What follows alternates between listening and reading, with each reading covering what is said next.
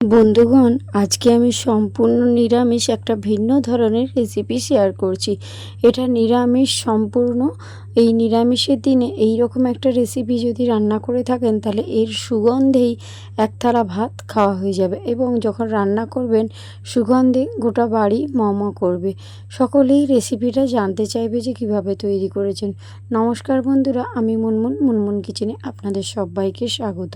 তো দেখুন বন্ধুরা, এই রেসিপিটার জন্য আমি এখানে আলু নিয়ে নিয়েছি একটা বড় সাইজের, এবং আলুটাকেও ডুমো ডুমো করেছি। আর একটা বড় পেঁপের অর্ধেকটা পেঁপে আমি এরকম ডুমো ডুমো করে পেঁপেগুলোকে কেটে নিয়েছি।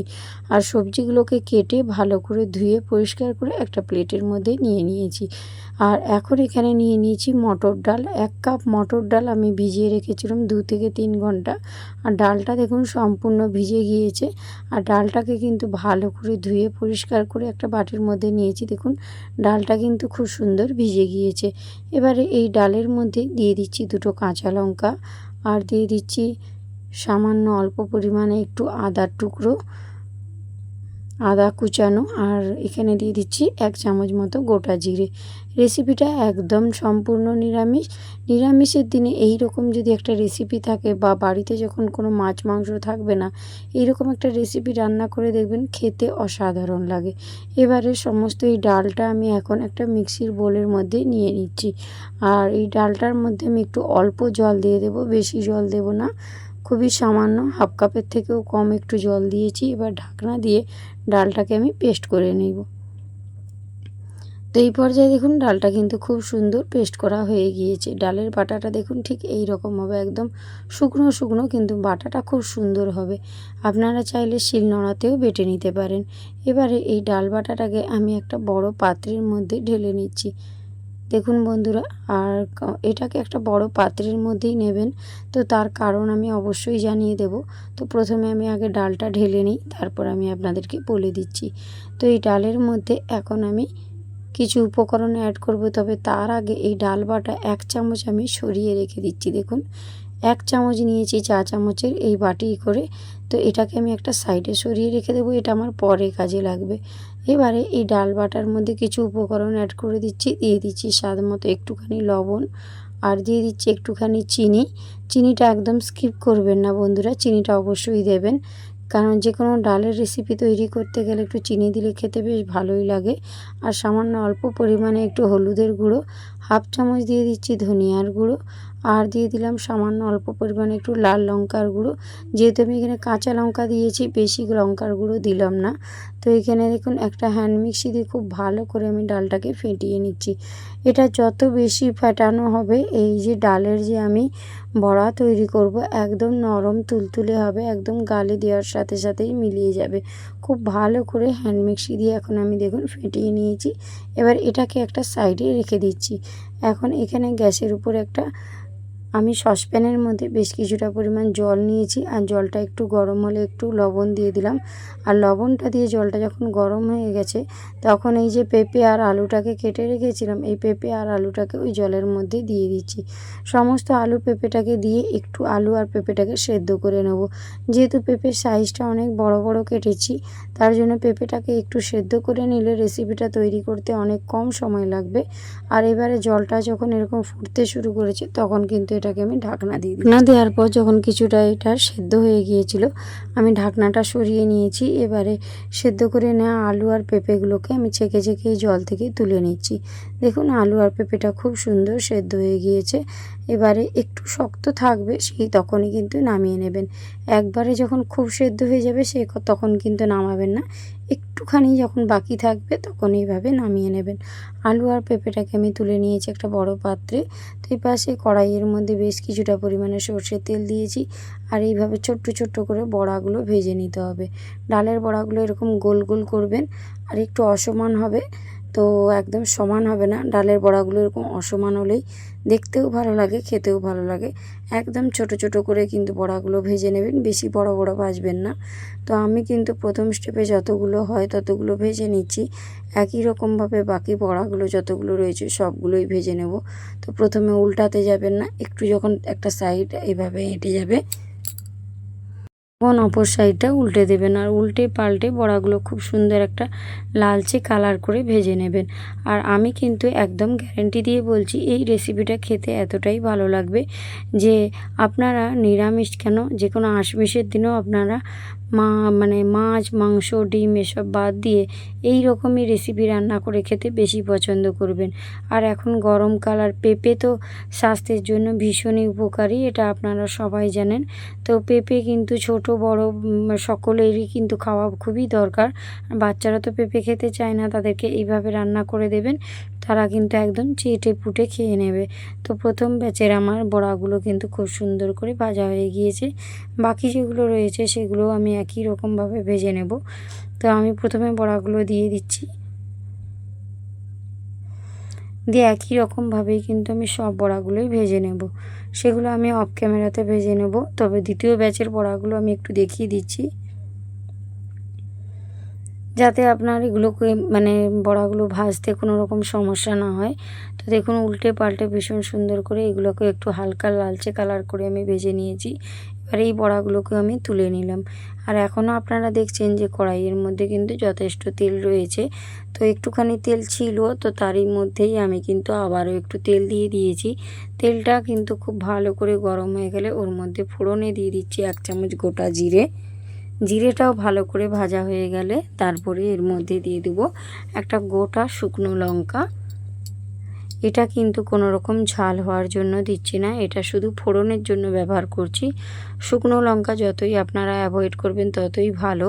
তো আমি কিন্তু এখানে কড়াইয়ে দিলাম এই কারণেই একটা ভীষণ সুন্দর ফ্লেভার আসে, তার জন্য। এবারে সেদ্ধ করে রাখা আলু আর পেঁপেটা এখন তেলের মধ্যে দিয়ে নাড়াচাড়া করে কষিয়ে রান্না করে নিতে হবে, মানে একটু ভেজে নিতে হবে। মানে সেদ্ধ পেঁপে বা আলু বলুন খেতে খুব একটা ভালো লাগবে না। তো এর গায়ে যদি একটা সুন্দর লালচে কালার আসে, একটু ভেজে নিলে যে কোনো সবজি দেখবেন খেতে ভীষণই ভালো হয়। তো তার জন্যই আমি এগুলো একটু হালকা করে একটু ভেজে নিচ্ছি। গায়ে একটা লালচে কালার আসলেই আমি এগুলো তুলে নেব। বেশি কিন্তু এগুলো ভাজার কোনো দরকার নেই। পেঁপে আর আলুটা যখন একটু রং ধরে যাবে তখনই আমি তুলে নেব। তো এই পর্যায়ে দেখুন আলু আর পেঁপেটা আর বেশি ভাজবো না, এবার এগুলোকে আমি তুলে নিচ্ছি। একটা পাত্রের মধ্যে তুলে নিলাম।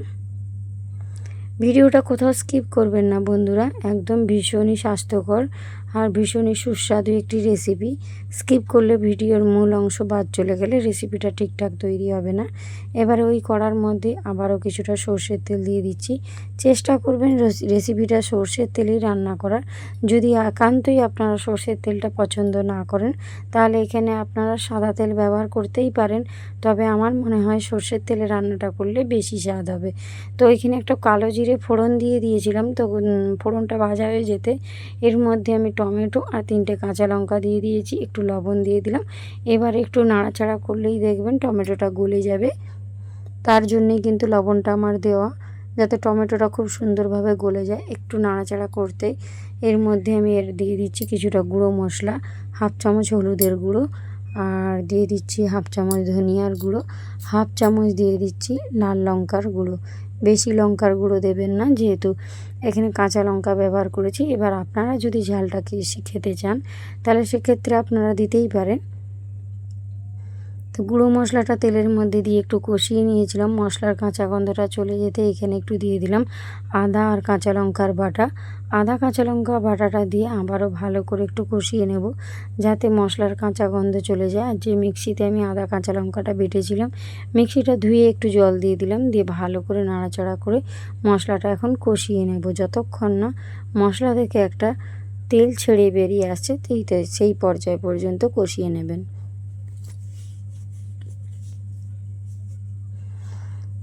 এখন দেখুন টমেটোটা সুন্দর গলে গিয়েছে, একটু ভালো করে কষিয়ে নিলে দেখবেন এর কালারটাও ভীষণ সুন্দর আসবে।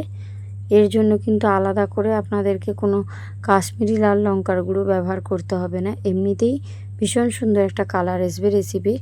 তো এখন দেখুন যখন তেল ছেড়ে দিয়েছে মশলা থেকে, ভেজে রাখা আলু আর এই পেঁপেগুলো এখন দিয়ে দিলাম।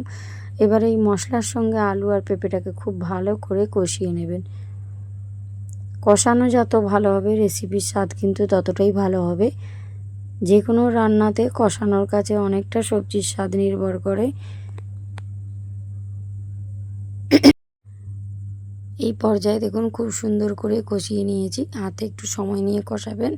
একটুখানি জল দিয়ে দিয়েছি, জল দিলে কি তলায় ধরে যাবে না। জলটা দেওয়ার পর আবারও ভালো করে একটু কষিয়ে নিতে হবে যতক্ষণ না এই পেঁপে আর আলু থেকে একটু তেল না ছেড়ে দিচ্ছে ততক্ষণ পর্যন্ত কষিয়ে নেব। তো এখন দেখুন খুব সুন্দর করে আমার কষানো হয়ে গিয়েছে। পেঁপে আর আলু থেকে দেখুন তেল ছাড়তে শুরু করে দিয়েছে। এখন আমি এর মধ্যে অ্যাড করে দেব সামান্য অল্প পরিমাণে একটু জল। তো তার আগে আমি আপনাদেরকে দেখিয়ে দিচ্ছি, দেখুন আমার কিন্তু পেঁপে আলু খুব সুন্দর কষানো হয়েছে। কালারটা দেখুন এখনই কতটা মিষ্টি হয়েছে। তো এবারে এর মধ্যে আমি জল দিয়ে দিচ্ছি 1.5 বাটি। যেহেতু আমি বড়াগুলো দেব, বড়াটা কিন্তু জলটা টেনে নেবে, তার জন্য জলটা একটু বুঝে শুনে দেবেন। আমি এখানে 1.5 বাটি জল দিয়েছি। 1.5 বাটি জল দিয়ে ভালো করে নাড়াচাড়া করে নিচ্ছি। তাহলে কি হবে যে যখন এটা ফুটতে শুরু করবে তখন একটু কিছুটা জলটা কমে যাবে, আর যে বড়াগুলো দিয়েছি সেটাও জলটা টেনে নেবে। তো তার জন্যই জলটা একটু বুঝে শুনে দেবেন। আর যে ডাল বাটাটা আমি 1 চামচ সরিয়ে রেখেছিলাম, আপনারা এখন দেখতে পাচ্ছেন যে এটা আমি এই গ্রেভির মধ্যেই দিয়ে দিলাম। এতে করে রেসিপির স্বাদটা এত সুন্দর হবে যে আপনারা বিশ্বাসই করতে পারবেন না। আর এরকম একটু ডাল বাটা অবশ্যই দিয়ে দেবেন। আগে থেকে সরিয়ে রেখে দেবেন ডাল বাটাটা। দেওয়ার পর বেশ কিছুটা সময় এইভাবে রান্না করে নেবেন। দেখুন এখন কালারটা কতটা সুন্দর এসেছে। এবারে একটু কিন্তু ফুটিয়ে আমি রান্না করে নিয়েছিলাম। এখন দেখুন এবারে ঢাকনা চাপা দিয়ে দেবো কিছুটা সময়। আর আলু আর পেঁপে তো আমি আগে থেকেই অলমোস্ট সিদ্ধ করে নিয়েছিলাম, এর জন্য এটাকে আর বেশি সেদ্ধ করতে হবে না। তবে ঢাকনা চাপা দিয়ে কিছুটা সময় আমি রান্না করে নিয়েছি। তো এখন দেখুন গ্রেভিটা কতটা একটু ঘন হয়ে গিয়েছে। আর এখন এর মধ্যে আমি দিয়ে দেব ভেজে রাখা ওই ডালের বড়াগুলো। ওই ডালের বড়াগুলো এখন আমি দিয়ে দিলাম। দিয়ে এবারে ভালো করে নাড়াচাড়া করিয়ে নেব। করিয়ে নিয়ে এবারে একটু বেশ কিছুটা সময় রান্না করে নেব, কারণ ডালের বড়ার মধ্যেও যেন গ্রেভিটা প্রবেশ করে আর খেতে ভালো লাগবে। আর এটা কিন্তু এই বড়াগুলো ফুলে যে ডাবল হয়ে যাবে যখন এই গ্রেভির মধ্যে বা তরকারির মধ্যে এরকম ফুটতে থাকবে তখন।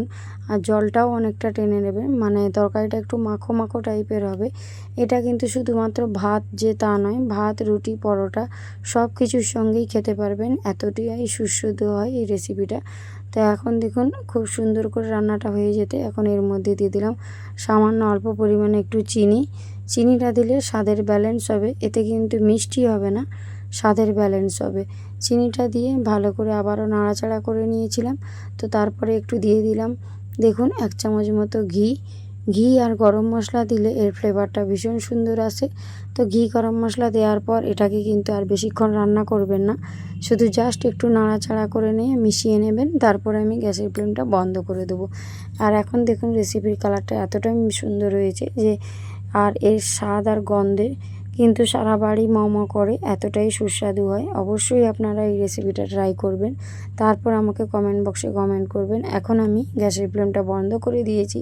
আর দেখুন রেসিপিটা কত সুন্দর হয়েছে। পেঁপে আলু বড়া দিয়ে এই রকম যদি একটা তরকারি থেকে থাকে, যেটা ভাত রুটি পরোটা সব কিছুর সঙ্গেই জমে যাবে। তো এবারে আমি এটাকে একটা বাটির মধ্যে নামিয়ে নিয়েছি। দেখুন দেখতে কতটা লোভনীয় হয়েছে। এগুলো যে শুধু গরম গরম ভাত তা নয়, রুটি পরোটার সঙ্গেও আপনারা খেতে পারবেন। তো আজকের এই রেসিপিটা কার কার ভালো লাগলো অবশ্যই কমেন্ট বক্সে কমেন্ট করবেন। তো আজকের মতো ভিডিওটা এখানেই শেষ করছি বন্ধুরা।